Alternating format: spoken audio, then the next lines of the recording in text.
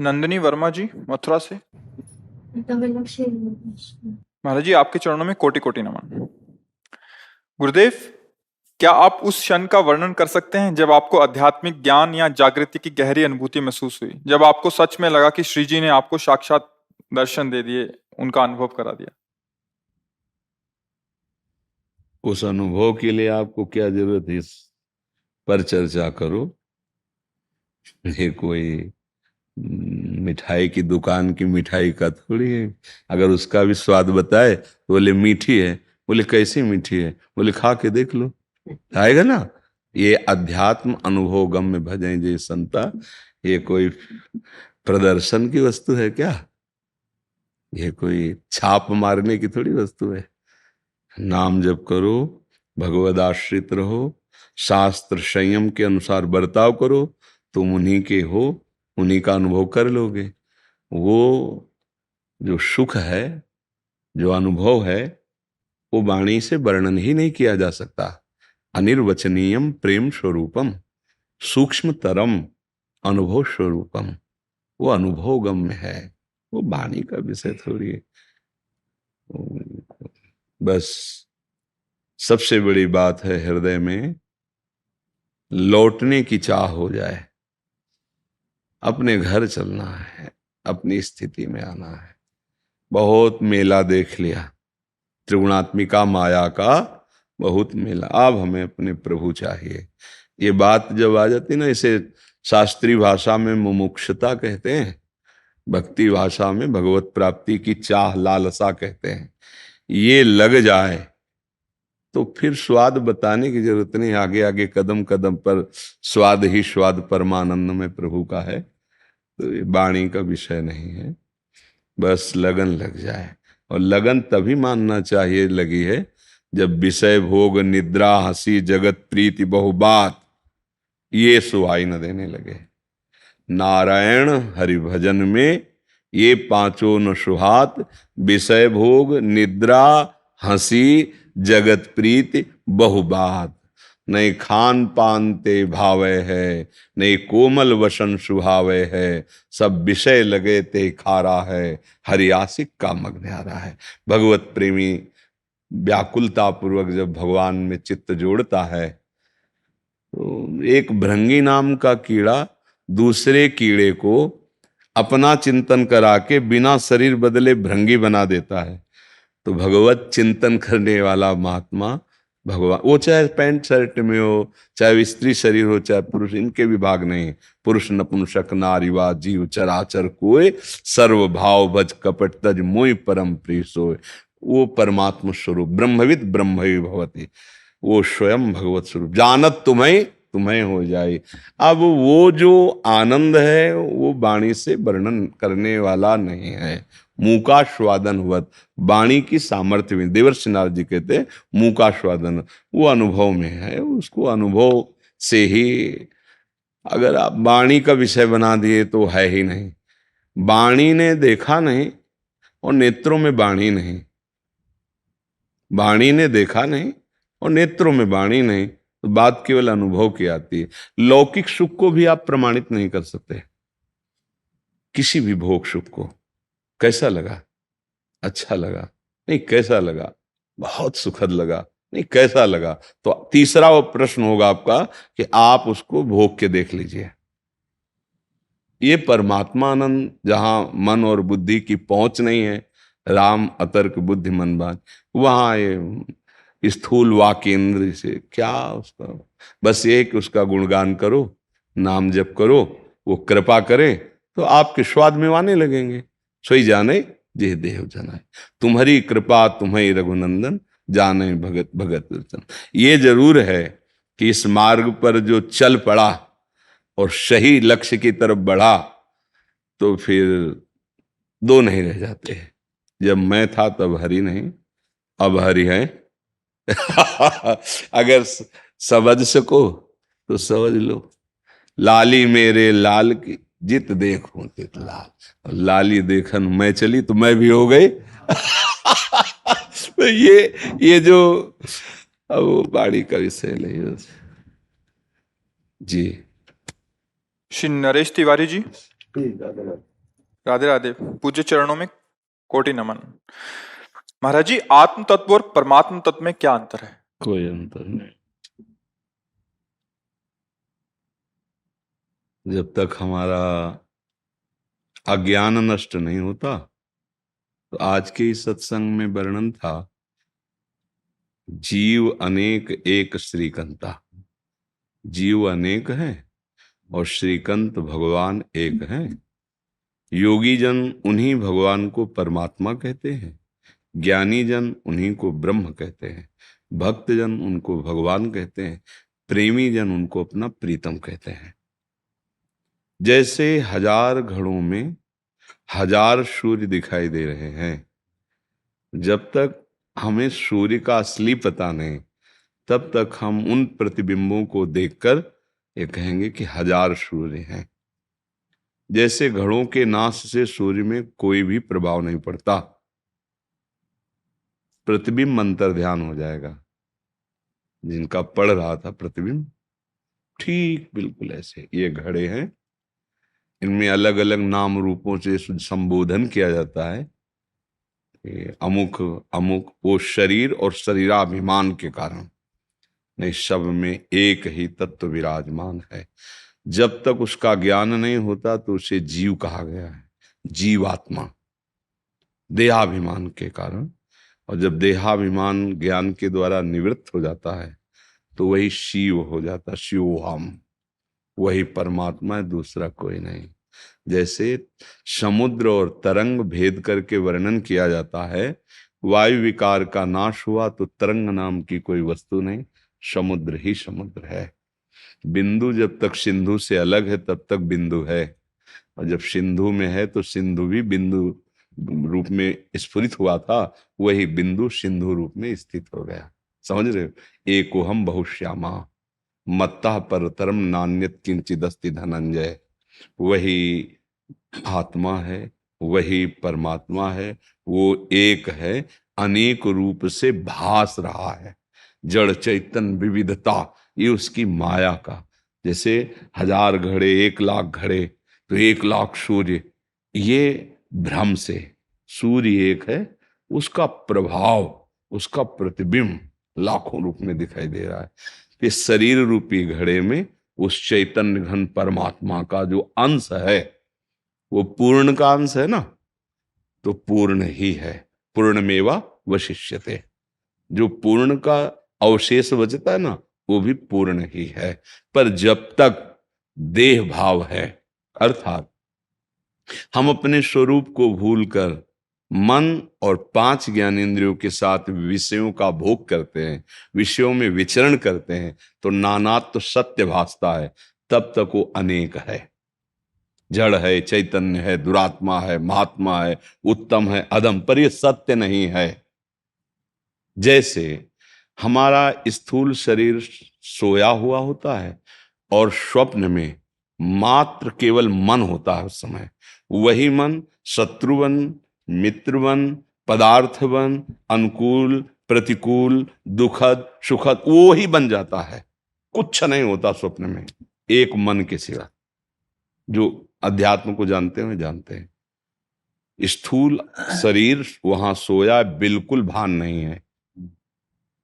मन के द्वारा रचा हुआ दुखद सुखद स्वप्न और सब अनुकूलता प्रतिकूलता, सब वही एक मन बना हुआ है। ये कब जगा? जब जग गया तब पता चलता है कुछ नहीं था, न कोई अनुकूल था, न प्रतिकूल था, न सुख था, न दुख था, न उत्तम था, न अधम था, एक मन था। ज्ञान के द्वारा पता है। ऐसे ही एकमात्र विद्या विनय संपन्ने ब्राह्मणे गविहस्तनी स्वनीचय सुपाके चा पंडिता सम दर्शिना। तो सम तत्व, उसे आत्मा को, परमात्मा को, भगवान को, एको ब्रह्म द्वितीयो नास्ति, ये ब्रह्म सूत्रों की है। एको ब्रह्म द्वितीयो नास्ति, तो जो दूसरा है वो अज्ञान के कारण है, उसका फिर भेद किया जाता है। जैसे भागवत में है कि शरीर रूपी वृक्ष के हृदय रूपी घोंसले में 2 पक्षी रहते हैं, एक जीवात्मा और एक परमात्मा। जीवात्मा कर्म फल भोगता है, परमात्मा उसका दृष्टा, दुख सुख से परे रहता है। समझ रहे हो ना? वो 2 पक्षी क्या है? जो आत्म तत्व है उसका प्रतिबिंब, उसका तेज अंतःकरण में अहम भाव को प्राप्त हो गया। मैं करता, मैं भोगता, मैं स्त्री, मैं पुरुष, मैं विद्वान, मैं धनवान, ये है वो दूसरा पक्षी जो भोग कर रहा है। वस्तुतः दूसरा है नहीं, वही वो है, दूसरा नहीं है। समझ रहे? दूसरो न कोई, जड़ चैतन्य जितना कुछ है, चिद चिद लक्षणम सर्वम राधा कृष्णमयम जगत, ईशावास्यमिदम सर्वम यत् किंचे जगत्याम जगत। दूसरा कोई भी, अब बस इसको अपने लोग प्रवचन में बोल देते हैं, उतारना कठिन है कि देह भाव से बहुत काल तक हम आ सकते हैं और उसके भोक्ता बने हैं, तो बड़ी टेढ़ी खीर है। हम बार बार समझाते हैं कि मन, इंद्रियां, ये जो विषयों में जा रही अपने को, ये ठीक नहीं है। पर वो बलात् प्रमथन स्वभाव वाला मन और इंद्रियां हमारे अज्ञान के कारण हमारी दुर्गति कर रहे हैं। अब गुरु शरण हो जाए, गुरु वाक्यों पर विचार करे, महावाक्य विचारिताम, तो उसका जैसे पात्र है ना, उसको मार्जन करे तो असली चमक आ जाती है। ऐसे मन, बुद्धि, चित्त, अहंकार ये मलिन हो गए हैं। दुर्वासना मम सदा परिकर्षयन्ति। अब गुरु वचन, गुरु मंत्र, शास्त्र, स्वाध्याय, ये मार्जन करना है। जहां ये पवित्र हुए तो ये सब भगवत स्वरूप है। इंद्रियाणाम मनश्चात, भगवान बोले ना, है ना, मन कौन है? हाँ, तो बस ये जो ऊपर वासना का मन लग गया है, अब कहा जाता दुष्ट मन। देखा, बड़ा दुष्ट मन है। क्यों? क्यों? मलिनता लग गई। और हटाओ मलिनता तो क्या ये बात याद आ जाएगी कि मन भगवान है, दूसरा कोई नहीं। सर्वम सर्वम खलमिदम ब्रह्म नेहानास्ति किंचन, सब कुछ प्रभु, वासुदेवा सर्वमित समात्मा सदस्य। आ गई ना बात। तो भेद तब तक है जब तक अज्ञान है। ये जो भक्ति का भेद है, हम सेवको प्रभु स्वामी, ये द्वैत से अद्वैत और अद्वैत से भावाद्वैत, ये महाप्रेम रस है। इसमें जीव और ईश्वर का भेद नहीं है। एक ही प्रेम विविध रूपों में खेल रहा है। वही वृंदावन बना है, वही प्रिया प्रीतम है, वही सहचरी गण है, वही खगमृग पशु पंछी लता यमुना, सब कुछ प्रेम का वही वो। वहां दो तत्व नहीं खेल रहे। रसोया परमानंद एक एव द्विधा सदा, ये अविद्याजनित द्वैत नहीं है। ये अविद्याजनित द्वैत मिटाकर जो एक तत्व का अनुभव किए हैं, उनके आगे का ये प्रेम रस है। इसीलिए जो अद्वैत सिद्धांत से सिद्ध होते हैं उनका मोक्ष हो जाता है, पर प्रेमी जनों का नहीं, क्योंकि वो मोक्ष चाहते ही नहीं। विभेमी कैवल्यता, मुझे कैवल्य पद से भय लगता है। क्यों? क्योंकि श्री जी के चरणों में रह के सेवा कर ली। जैसे बोरे में दो चींटे लगे थे, एक बाहर से आनंद ले रहा था, एक भीतर घुस गया। कढ़ाई में डाल के चीनी ओटी गई, एक चीटा चीटी वो चीनी बन गया। अब वो भाग्यशाली रहा कि वो जो बाहर से आनंद लेकर के चीनी का, और ये जो प्रेम है ना, स्वाद ले रहा परमात्मा तत्व का, आनंद का, और वो चीनी बन गया, वो मिल गया उसे। हाँ, तो अद्वैत सिद्धांत मोक्ष पदवी ब्रह्मा का, और ये एक तत्व का बोध होने का, ये प्रश्न खत्म संसार का। जहां ये अनुभव हुआ कि ब्रह्म नहीं, माया नहीं, नहीं जीव नहीं काल, ये वक्त का अनुभव है। अपनी सुदिन आ रही, एक रहे हो नंदलाल। एक रह गया ना, आना पड़ेगा। बहुत श्यामा से एक में आना पड़ेगा, चाहे जिस मार्ग से चलो। अब एक में आ गया ना, तो अब एक का जो खेल प्रेममय हो रहा है, उसमें भाव, वो भाव का जो द्वैत है, वो सिद्धांत अद्वैत से भी रसमय है। सिद्धांत ये मतलब चूंकि बड़ा गूढ़ विषय है अध्यात्म है ना, यहाँ तो अभी साधारण धर्म से भी चलना नहीं जानते, ये तो प्रेम की ही अवस्था की बात है। तो दो नहीं है, प्रेम गलियति साकरी तामे दो न समाये। इस गली से एक ही होकर जाया जाता, पर आगे जो है वो प्रेम विस्तार है। ये माया विस्तार है, वो प्रेम विस्तार है। डालचंद्र सोनी जी, पंकज पांडे जी भोपाल से, आप दोनों के एक जैसे प्रश्न थे। आप एक का है पूर्ण शरणागति कैसे प्राप्त होगी, और एक है जीवन में पूर्ण बेपरवाही कैसे आएगी। जैसे हमको ये पता हो कि अमुक वस्तु चाहिए, हमारी क्षमता नहीं है, तो जिसके पास है वो हमको दे सकता है, और हमारी क्षमता है नहीं, तो फिर क्या होगा? फिर यही हो जाएगा ना, हो जाएगा कि नहीं? तो हमको सुख चाहिए, हम मरे ना, अमरत्व चाहिए, कभी दुख का लेस ना मिले। सबके अंदर चाह देख लो आप, अपनी चाह देख लो, सबके अंदर सुख चाहिए, सुख, और मैं मरूं कभी ना, ये चाहिए ना। थोड़ा रिलैक्स, शांति है, ये सब हमारे भगवान के लक्षण हैं। सुख सिंधु, शांता कारम, भगवान नित्य विनाशी चिदानंद, तो हम उनके अंश हैं, तो यही चाह रहे हैं, तो इसकी प्राप्ति उन्हीं से होगी। आज तक कोई धन संपत्ति वैभव पद अधिकार प्राप्त करके ना शांत हुआ है, ना सुखी हुआ है, ना अविनाशी हुआ है। पूरा सब टोटल में देख लो आप। और हमारी मांगे यही है, शांति रहे, सुख रहे, हम कभी मरे ना, मृत्यु का भय, बेपरवाही ये आ जाए। अब अपने में सामर्थ्य नहीं है तो क्या करें? तो जहां से मिलता वो मिलता है भगवान से। ज्ञानम लब्ध्वा परम शांति मिलती है ना, जहां भगवान की शरण में हो गया तो सुखी मीन जहां नीर अगाधा, तिमी हरि शरण न एको बात, परम सुखी, परम शांत और अविनाशी का चिंतन करते हुए वो परम पद में आरूढ़ मृत्यु भय से मुक्त हो जाता है। पहले हम में असमर्थता का बोध हो तब शरणागति बने। अभी तो हम सुन सुना के कहते हैं, असमर्थता तो लगती नहीं है। अंदर से देखो, अंदर से अहम देवता अभी अपना अधिकार जमाए बैठे हैं, तो इसीलिए समय लग रहा है। अभी अहम समर्पित हो जाए प्रभु को तो अभी शरणागति का रंग आ जाए। और यह अहम समर्पित होता है प्रभु का नाम जप करने से, सत्संग सुनने से। संतों का जब संग करते हैं तो तिनकी संगति रहत जाति कुल मद सब नंसय, सब प्रकार के अहंकारों का नाश भगवत प्रेमी महात्माओं के संग से हो जाता है। यदि सत्संग हो, नाम जप हो, और हमको सुख की चाह, अमरत्व की चाह कि मरू ना कभी, और शांति की चाह दृढ़ हो जाए, तो शरणागति की तरफ उतर पड़े। रही कि बेपरवाह निर्भय, तो अभी हम 4 आदमी आपको दे दे कि पीछे से भी बिना देखे गोली मार देंगे, आपका कहीं ये अमंगल नहीं होने देंगे। आप बेपरवाह होने लगेंगे ना कि बहुत बड़ा रक्षक हमारे साथ लगा है, बेपरवाह होने लगेंगे। इतना बड़ा हमारा संबंधी है, सब व्यवस्थाओं कर रहा है, बेपरवाह होने लगेंगे ना। तो भगवान का नाम, भगवान की शरणागति।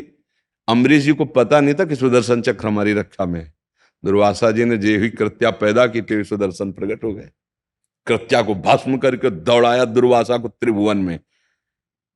जो नाम जप रहा है भगवान के आश्रित, उसको पता है, आज ही सत्संग में था, भगवान का नाम महाबाहो। महाबाहो जहां भी हो वहीं आप उनकी भुजा के अंतर्गत हो, उनकी भुजा के अंतर्गत हो। अभयद भुज दंड मूल, ऐसे भगवान अपने भक्त को रखते हैं। अब क्या भय, क्या भय? तभी निर्भय होता है ना जब भगवान का दृढ़ भरोसा हो जाता है। शरणागत पुष्ट होने पर निर्भय, निश्चिंतता, निशोक, विपरीत भावना का त्याग, संशय का त्याग, ये स्वाभाविक हो जाता है। पर शरणागति तभी होती है, अपबल, तपबल और बाहुबल चौथो बल है दाम, सूर किशोर कृपाते सब बल हारे को हरिनाम। अब मेरे में कोई बल नहीं रहा। शरणागति तभी प्रकट होती है जब गजराज जो था, ग्राह ने पैर पकड़ा, पूरा बल लगा रहा है, उसके समुदाय के भी उसका सहयोग कर रहे हैं। बहुत समय तक युद्ध चला, जब देख लिया समुदाय छोड़कर चला गया, अब मेरे में बल नहीं रह गया, और जो ग्राह है वो जलचर जीव है, वो प्रतिपल बलवान हो रहा है, और ये थलचर जीव, इसका प्रतिपल बल क्षीण हो रहा है। अब देखा कि ग्राह मुझे मार ही देगा, तब उसको पूर्व भजन के बल से, ये इंद्रद्युम्न नाम का राजा था, और उसको याद आई हरि, अब केवल हरि बचा सकते हैं, हे हरि, बच गए, निर्भय हो गया। भगवान आ गए, एक हाथ से उसकी शूल पकड़ी, उसे निकाले, सुदर्शन से उसका खंडन कर रहे हैं दोनों। द्रौपदी जी को जब तक पांडवों का भरोसा सबका था तो भगवान को नहीं पुकारा। जब देखा कि अब सुनेरी मैंने निर्बल के बल रहा, अब पुकारा, हे द्वारिका वासिन गोविंद, तो यही भगवान पट बन करके। तो शरणागति तब पुष्ट होती है जब अपने में असमर्थता का अनुभव, अर्थात अहंकार हमारा गलित हो। शरणागति का जब स्वरूप उतरेगा तब ये आएगा कि जोई जोई प्यारो करे सोई मोहि भावे। मैं आपका हूं। हमारी चाह भी प्रकट हो तो आप हमारी चाह के अनुसार मत करना, आप अपनी चाह के अनुसार करना। प्रभु मैं आपकी शरण में हूं। तो सत्संग सुनो, नाम जप करो, भगवान की आज्ञा जो शास्त्रों में है कि ये नहीं करना, ये करो, विधि और निषेध उसके अनुसार चलो, तो आपका हृदय धीरे धीरे भगवान की शरण में हो जाएगा। भगवान की शरण में होने पर वो बल जागृत होता है। समुझ जाए शरण ते डरत ना काल डर, वो काल से भी भयभीत नहीं होता। ये बातों से नहीं होगा, ये अंदर की स्थिति से होता है। एकदम निर्भय, निश्चिंत, निशोक। जैसे मृत्यु से भय लगता है ना, तो मृत्यु भी श्री कृष्ण है। विभूतियों में वर्णन करते हैं, सब कुछ हरण करने वालों में मैं मृत्यु हूं। जब हमें ये दिखाई दे रहा है कि मेरा प्यारा जिसका जीवन भर चिंतन करते रहे वही मृत्यु रूप में आ रहा है, तो भला भय कैसे लगेगा। कई बार हमने समझाया है कि अगर अपने प्यारे के द्वारा कोई भयावह बात भी हो तो हंसी आएगी, भय नहीं आएगा। जैसे एक कोई सरकारी ऑफिसर था, पिस्तौल लिए हुए था, कई बार सुना है, बहुत पहले से सुनाते रहे, इससे विश्वास होता है। वो एक विनोद में ऐसे पत्नी ने कहा, जब बहुत विलंब हो गए, कहाँ थे, पिस्तौल निकाली, ऐसे दिखाया, गोली भरी, अरे जाओ ये सब दूसरे से, ये दूसरे को धमका जाके। बोले क्यों, पिस्तौल असली है, गोली असली है, मैं मार सकता हूं। बोले तुम मार ही नहीं सकते, क्योंकि मैं जानती हूं तुम मेरे प्यारे हो, तुम केवल विनोद कर रहे हो, ऐसा कर ही नहीं सकते। पिस्तौल लग, अगर भगवान पर अपनापन होता है तो वो अपने प्यारे हैं, वो ऐसा कुछ कर ही नहीं सकते, उनकी ताकत ही नहीं है, वो मंगल भवन है। जैसे सूर्य की ताकत ही नहीं कि उसके सामने अंधेरा टिके, सूर्य तो अंधेरा नहीं, तो भगवान तो अमंगल नहीं, मंगल भवन है। तो उनकी हर चेष्टा में भक्तों को आनंद आता है। प्रहलाद जी को नरसिंह भगवान से कोई भय था क्या, दौड़ के गए, गोद में चढ़ के बैठ गए, मेरे प्रभु, और सब भयभीत हो रहे थे। तो हमें मृत्यु से भी भय नहीं लगेगा। जो आपने प्रश्न किया बेपरवाही, वो तभी आती है जब भगवान की शरण में होकर चाह मिटी, चिंता मिटी, मनुआ बेपरवाह, जिनको कछु न चाहिए वो शाहन के साथ, वो साहत के साथ, वो मस्ती अंदर अलबेली आती है। नाम जप करो, अच्छे आचरण करो, और भगवान से कहो कि हमारी बुद्धि अपने चरणों में लगा लो, तो शरणागति हो जाएगी। महाराज जी की जय हो, नंद के लाला की जय हो, अलबेली सरकार की जय। बड़ी कृपा है, आप सब दर्शन देते हैं।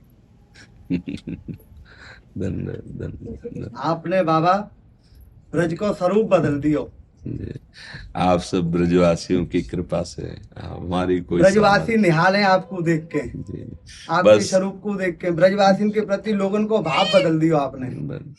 ये हमारे आराध्य देव हैं ब्रजवासी, इन्हीं की कृपा से जो कुछ है। आप सबकी चरण रज चरण धूली हमारा वैभव है, हमारा ज्ञान है, हमारी भक्ति है।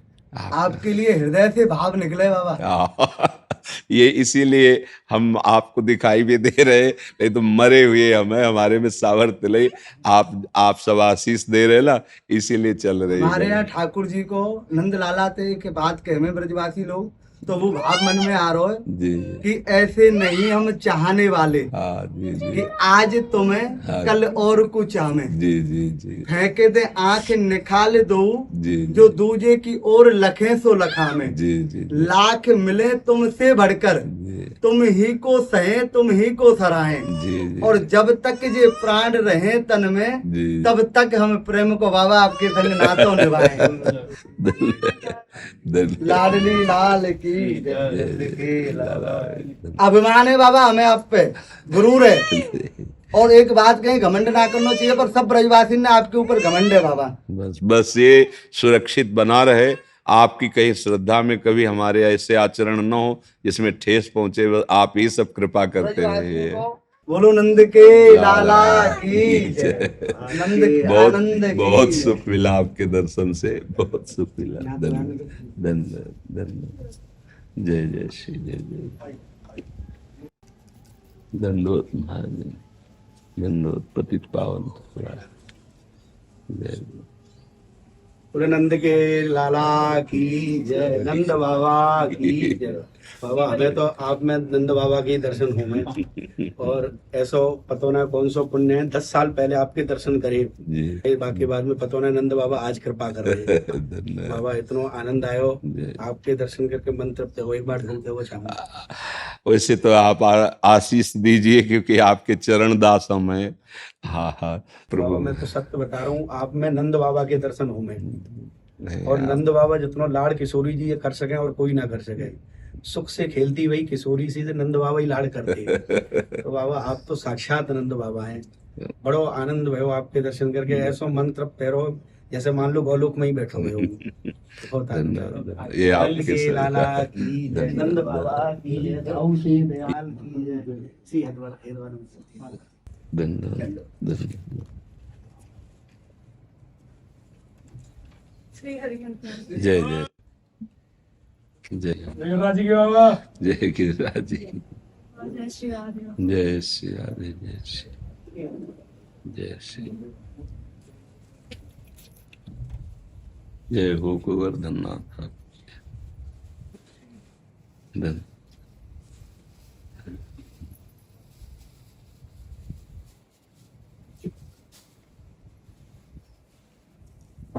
हे प्रभु इधर से जैसे भी हैं आप सबके चरण दास हैं।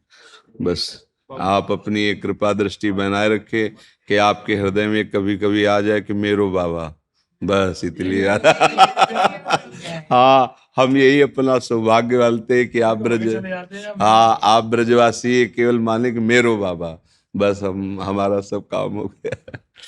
धन्यवाद धन्यवाद धन्यवाद। राधा राधा राधा। रितेश अरोड़ा जी फरीदाबाद से। राधे राधे। गुरुदेव आपके चरणों में कोटि कोटि दंडवत प्रणाम। गुरुदेव मैं प्रतिदिन मांस मदिरा का 15 सालों से सेवन करता था, परंतु जब से आपका सत्संग सुना, आपकी एक रील ने मेरा पूरा जीवन बदल दिया। गुरुदेव सुना था कि प्रभु हैं, आपको देखकर यकीन हुआ। गुरुदेव आपकी कृपा से अब नाम जप की कोशिश भी करता हूँ। प्रतिदिन ही 84 जी के 12 पद पढ़ता हूँ, परंतु ऐसा होता है कि जैसे फॉर्मेलिटी मन से हाँ नाम बस जप आप ऐसे ही हो रही है। करते रहिए। कई बार हमने बताया है कि देखो अग्नि को कोई हमें प्यार से छुआ दे तो उसमें दाहिका शक्ति वो जला देती है, या हम भूल से छू लें, या हम गुस्सा से छू लें, या हम कुभाव से छू लें, उसमें दाहिका शक्ति है, वो अपना काम करेगी, वो तुम्हें जलाएगी। विष में मारण शक्ति है, प्यार से पी लो, व्यवहार में पिला दे, दुश्मनी में पिला दे, या आप रूस के पी लो, उसमें मारण शक्ति वो मारेगी। अमृत में अमृतत्व है, चाहे प्यार से पियो, वो जो जो जिसमें सामर्थ्य है ना वो अपना प्रभाव। नाम में तारण शक्ति है, पाप नाशक शक्ति है, भाव कुभाव अनख आलसो। जैसे हमें बिल्कुल मन नहीं लग रहा, बिल्कुल श्रद्धा नहीं, पर अब उन्होंने कहा है कि यार 24 मिनट तो राधा राधा जप लो, तो राधा राधा राधा राधा, अभी 20 मिनट में राधा राधा राधा, अब 24 मिनट तो जय राधा रानी, बिल्कुल भाव नहीं। ये हम तुम्हें वचन देते हैं, हमारे महापुरुषों के वचन हैं, कैसे भी नाम जिह्वा से निकला तो आपको परम पवित्र करेगा। अहो बत्सोपचतो गरियान या जिह्वागे वर्तते नाम तुभ्यम। बस इतना जरूर है कि अब जो छोड़ा है, अब किसी के भी कहने पर, चाहे वो अपना कोई मन हो, मन की वृत्ति, या कोई व्यक्ति, दोनों से सावधान रहना।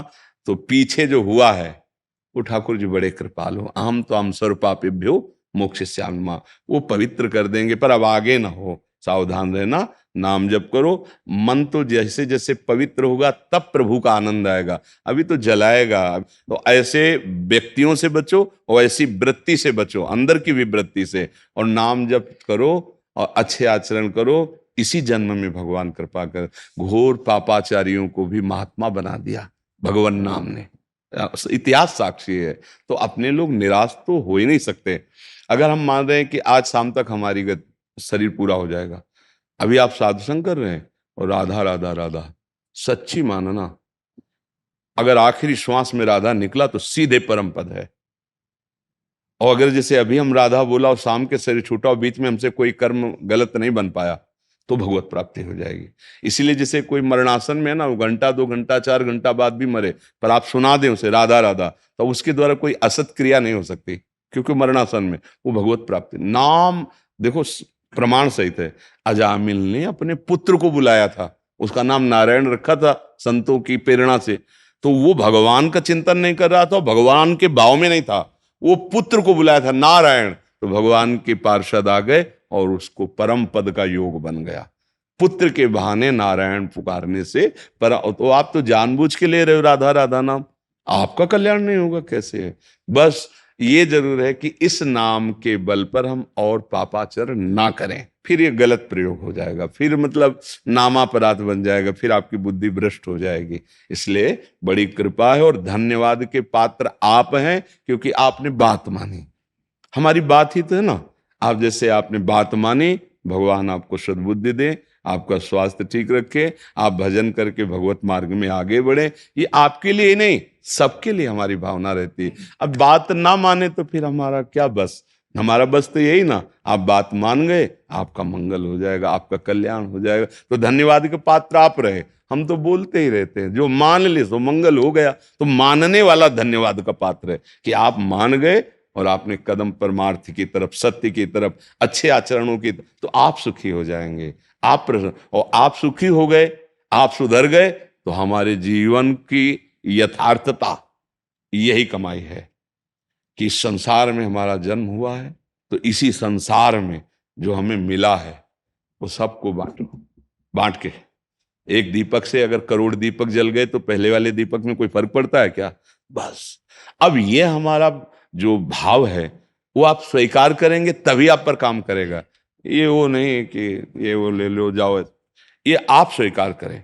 वचनम करिष्ये तव में काम होना शुरू हो गया। बोले आशीर्वाद दीजिए, कृपा कीजिए, ये सब फालतू की बातें हैं। आप बात मानिए, उसी में आशीर्वाद छुपा हुआ है, उसी में कृपा छुपी हुई है। अपने आप आपको अनुभव देखो, आज आप हमारे सामने बैठे हो, लेकिन कल आप हमसे मिले तो नहीं थे, हमारी बात ही तो माने। तो बात मानने में दम है। आप हमारे पास रहो, हमारी बात ना मानो तो कोई बात नहीं, कोई बात नहीं। आप बात मान रहे, हजारों कोस दूर हैं, तो देखो आप दुर्गुणों से ऊपर उठ रहे हैं। इसलिए धन्यवाद के वो सब पात्र हैं जो बात मानते हैं, शास्त्र की बात मानते हैं, भगवान की बात मानते हैं, संतों की बात मानते हैं। निश्चित परम मंगल होगा, निश्चित। सत्संगत संसति कर अंता, सीधे लिखा हुआ है, बड़े भाग पाइब सत्संगा, तो बिना ही प्रयास होई भवभंगा। संसार से मुक्त होने का, दुखों से लड़ने का, और नाना प्रकार के जो हमें योनियों में फंसाने वाले संचित कर्म है, उनके विनाश करने का एकमात्र उपाय है सत्संग सुनकर, विवेक जागृत कर, भगवान की शरण में होकर नाम जप करो, अच्छे आचरण करो। पारस जैन जी करनाल से। राधे राधे महाराज जी, आपके चरणों में कोटि कोटि प्रणाम। गुरुजी, मन के विचारों में दूसरों की तरक्की देखकर ईर्ष्या होना, छोटी छोटी बातों पर क्रोध आना। तरक्की किसे समझते, किसका प्रश्न है? हाँ बच्चा हो, ठीक है, आप तरक्की किसको समझते हैं? आप बोलेंगे तब तो हम समझ पाएंगे ना कि आप तरक्की का मतलब क्या लिए हुए हैं। जैसे दूसरे सुखी हो जाते हैं गुरुजी। बच्चा, हाँ अब हम पूछते हैं, दूसरा सुख तुम किसे मानते हो? देखो, हम तुम्हारे प्रश्न करके वहां पहुंचाना चाहते हैं जिसे वास्तविक तरक्की कहते हैं, जिसे वास्तविक सुख कहते हैं। तुम बच्चा सुख किसको मानते हो? जिसमें आनंद हो। फिर हम पूछ रहे हैं तुम आनंद किसमें मानते हो? हम किसी मानते हैं ना, बढ़िया ब्याह हो जाए, हमारे संपत्ति हो जाए, गाड़ी हो जाए, अच्छी नौकरी हो जाए, समाज में प्रतिष्ठा हो जाए, ऐसा मानते हैं ना?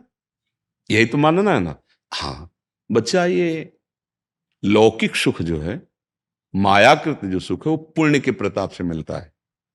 अगर आपने पूर्व पुण्य किए हैं, तपस्या है आपकी, तो आपको यहाँ सब सुविधाएं मिलती चली जाएंगी, वैसी बुद्धि प्रवीण होती चली जाएगी, पढ़ाई लिखाई में वैसी अनुकूलता मिलती चली जाएगी। और यदि आपका पूर्व पुण्य नहीं है तो आप प्रयास करेंगे और बाधा आपके सामने खड़ी होती चली जाएगी। आप पढ़ लिख गए, नौकरी नहीं मिल रही, या आप बहुत पढ़ाई में उत्साह रखते हैं लेकिन अनुकूल ट्यूशन नहीं मिल रहा, अनुकूल हमारी व्यवस्था नहीं हो पा रही। लौकिक उन्नति में हमारे पुण्य होते हैं, लौकिक अवनति में देखो, जैसे अज्ञानी जन ना माने, लेकिन आप देखो, कोई भी आदमी, कोई भी व्यक्ति जो विवेक बुद्धिमान है, क्या कसर उठा रखता है क्या कि मुझे सुख मिले और कभी दुख ना मिले?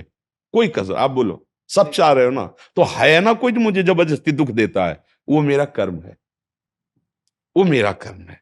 बस यही अध्यात्म समझाता है कि आप आए हुए दुख सुख को धैर्यपूर्वक बुद्धिमानी से बचकर निकल जाओ। और भजन एक ऐसी वस्तु है, भगवान का नाम जप, भगवान की लीलाओं का गायन श्रवण और दूसरों में भगवत भाव करके सेवा, ये आपकी बाधा रूपी जो पाप कर्म है उनको भस्म कर देगा। अब ये बात अपने को पता नहीं, और ये बात उसको भी पता नहीं जिसको ये सामग्री मिली हुई, सुंदर स्त्री या सुंदर पति या गाड़ी रुपया पैसा, जो आप सोच रहे हैं, जिसको देखकर आप ललचा रहे हैं, वो उसके पास वस्तुएं हैं, पर वो भी अशांत है, उसके अंदर भी कामना है, वो भी तृष्णा से युक्त है, भय से युक्त है, और वो मृत्यु से भी भयभीत है। तो भैया कहां सुख हुआ? जो अशांत है तो वो कहां, वो किसी और को देख रहा है। आप देख रहे हैं तो वो किसी और को देख रहा है, वो किसी और को देख रहा है। मतलब आप ऐसे, चूंकि आप बच्चा हो, अभी सबसे मिले नहीं, हम बचपन से बाबा जी रहे तो सबसे मिलके देखा है, वैभव है और राक्षसी वृत्ति है, शराब पीना और बहुत से व्यभिचार आदि प्रवृत्तियां, उसे वो सुख मान रहे हैं। अगर मानो होता, जैसे अपने लोगों को मन समझाता है कि ये सब वैभव, तो वो क्यों रोते हमारे सामने आके, वो क्यों हमसे प्रार्थना करते? क्योंकि हम तो बाबा जी, खाने की व्यवस्था नहीं, कपड़े ठीक नहीं, तो वो तो वैभव संपन्न है, हजारों उनके नौकर हैं, सारी व्यवस्था। जब वो गाड़ी से आए थे 5-6 गाड़ियां उनके साथ थी और उनके अंग रक्षकों सब ऐसे थे, पर वो ऐसे बात कर रहे थे कि हृदय लग रहा था शास्त्रों में जो लिखा है वो सत्य लिखा है। अनुभव में बच्चे थे तब भी शास्त्र, बस इसीलिए बुद्धि पुष्ट होती चली गई। नहीं नहीं, उस वस्तु को जानना, उस वस्तु को प्राप्त करना है, जिसको प्राप्त करने के बाद कुछ भी चाह नहीं रह जाती। तो बच्चा, भगवान का नाम आपके जो उन्नति में बाधक है उनको नष्ट कर देगा। हमारे जो रसिकाचार्य महापुरुष हैं, उन्होंने कहा है, राधा वल्लभ भजत भज भली भली सब होए, जीते विनायक शुभ अशुभ, विघ्न करे नहीं कोय, विघ्न करे नहीं कोय, डरे कलिकाल कष्ट भय, हरे सकल संताप, हरसि हरि नाम जपत जय। वो विजय को प्राप्त हो जाता है। कोई भी विघ्न, देखो हम डरते हैं कि जैसे बताया गया कि कोई ग्रह तुम्हारे खिलाफ, अगर वो अनुकूल हो जाए तो तुम्हारी उन्नति हो जाए, तुम्हारी उन्नति में अमुक ग्रह बाधक, ऐसा है, ऐसा कोई झूठा नहीं है। ज्योतिष शास्त्र सत्य है, ग्रह नक्षत्रों का प्रभाव हमारे ही कर्म से विपरीत और अनुकूल होगा, वो ऐसे नहीं है। देखो, जितने भी ग्रह नक्षत्र हैं, जितने भी लोकपाल हैं, जितने भी काम क्रोध लोभ मोह मद मत्सर आदि हैं, ये भगवान का विभाग है, शासन विभाग।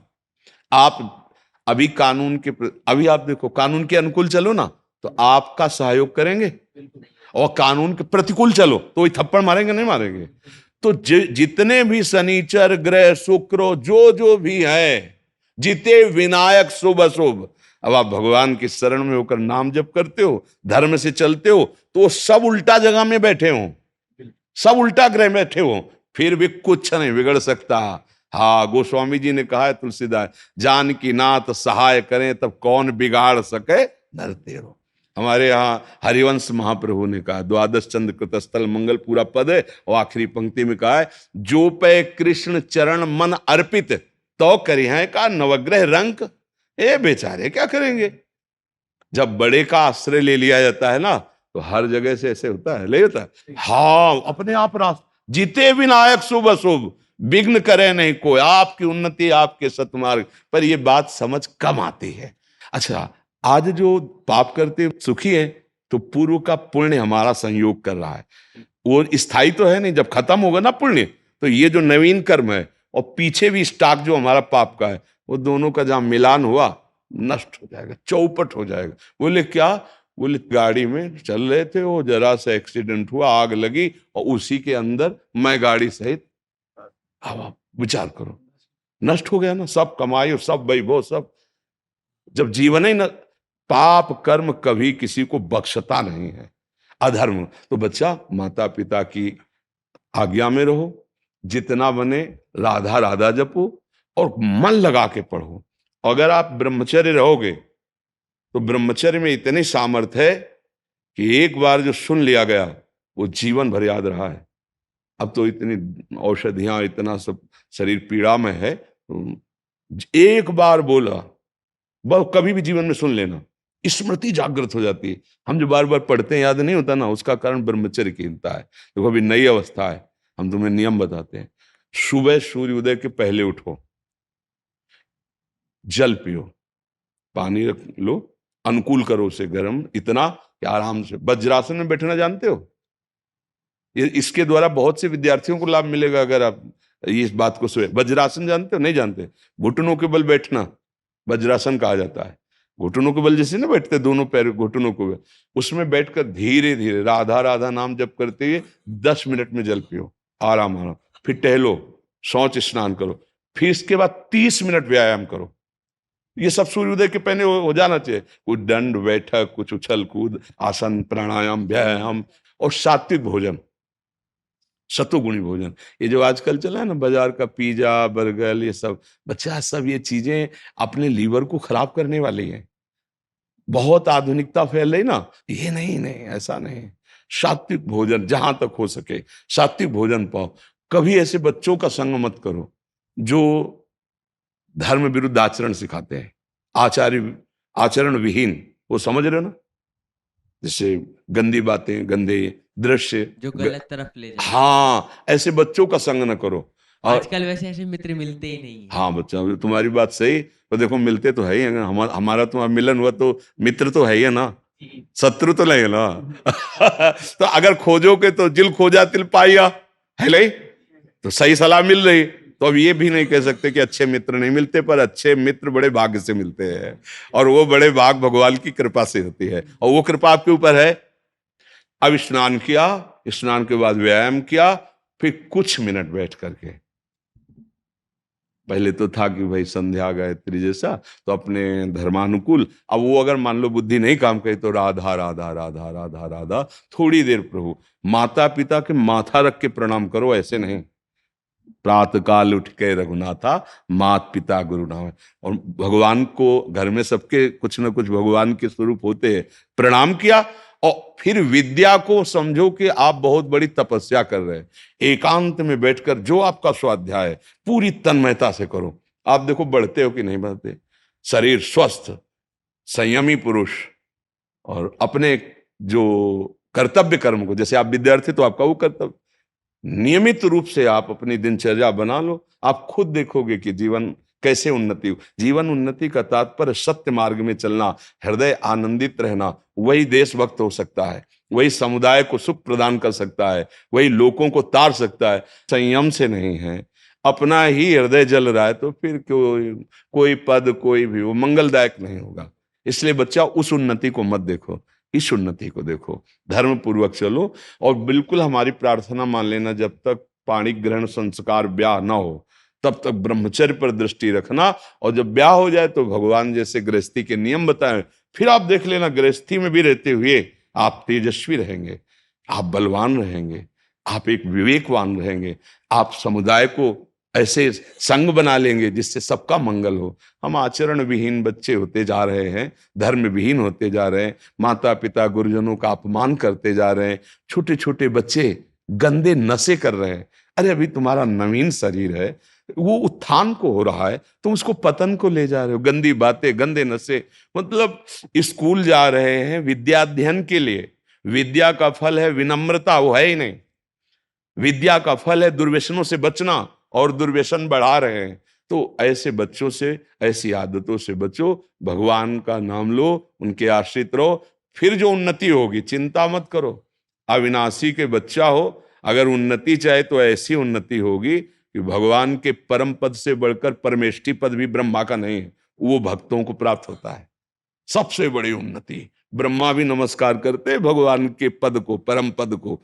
ध्रुव जी 5 वर्ष के बालक थे, एक शपथ लगा दी विमाता ने और कहा अगर पिता की गोद में बैठना है तो मेरे गर्भ से प्रकट हो। और वो सुनीति के गर्भ से प्रकट हुए थे, और जिसने कहा था उसका नाम सुरुचि। रुचि के विरुद्ध हुआ कि हमारे पति के गोद में कैसे बैठ सकता है, उनसे पैदा। वो माता से जाके बोले माँ ऐसा ऐसा विमाता ने किया। बोले वो ठीक कह रहे हैं महाराज, तो मुझे अब पत्नी की अदासी भी मानने के लिए, तो तुम जाओ और भगवान नारायण कहो। भगवान श्री हरि का भजन करो और जो चाहते हो उनसे मांगो, वो तुम्हें। आज भी बड़े बड़े ऋषि मुनि उस पद की परिक्रमा करते हैं जिसमें ध्रुव जी विराजमान है। ध्रुव जी अटल अटल पदवी, 5 वर्ष के बालक ने वो पदवी प्राप्त की कि सब आज वंदना करते हैं। तो अपने लोग क्या नहीं प्राप्त कर सकते? हाँ, जो ध्रुव जी भगवान के हैं वही हम भी तो हैं, हम अपने सब है ना। हम क्या कर रहे हैं? हम अधर्म गलत आचरणों में फंसकर ऊंचाई पर चढ़ना चाहते हैं। अगर गंदे आचरण कर रहे हो, अधर्म कर रहे हो, आपकी उन्नति हो रही तो हर्षित मत होना। जैसे होता है ना, किसी को छठ में चढ़ा जाए तो वो सोच रहा है बहुत ऊपर नहीं चढ़ रहे, ऐसी जगह से पटके जाओगे किसी काम के नहीं रहोगे। और धर्म से चल रहे हो, दीपक की तरह प्रकाश हो रहा है, कुल परंपरागत चलता रहेगा धर्म को बहुत सावधानी से। और हम तुमको धन्यवाद देते हैं कि इतने छोटे बच्चे होकर आप जीवन की उन्नति मंगल के लिए आप चिंतित हैं। आपको ऐसा ही अपने मित्रों को भी सिखाना चाहिए जो आपके आजकल मित्र तो बने। ऐसे हैं जी, मेरे 3-4 दोस्त ऐसे हैं जो गलत तरफ ले जाते हैं, नहीं, गलत बस बात करते हैं। दूर रहना, दूर, बहुत बहुत। हम प्रायः कोई ऐसा दिन नहीं जाता जिस दिन ये चर्चा न करें कि हमारी नवीन पीढ़ी अब मर्यादा रहित होती चली जा रही है, और वही नवीन पीढ़ी तो हमारा भविष्य है। अरे भाई, स्कूल में जब पढ़ते थे सब एक ही लाइन में तो बैठते थे, कोई महात्मा बना, कोई डॉक्टर बना, कोई पदाधिकारी बना, वही तो वहीं से तो सब बनते हैं। तो हाँ, इसलिए हमारा भविष्य, हमारे देश का भविष्य, हमारे धर्म का स्वरूप वही जागृत होता है कक्षा 1 से लेकर के, और जो पढ़ाई होती है ना उसी में सब होते हैं। डॉक्टर, मास्टर और नेता, संत, महात्मा उसी में सब होते हैं। अगर आचरण पवित्र हो गए तो उठे, और आचरण गिर गए तो फिर गिर गए।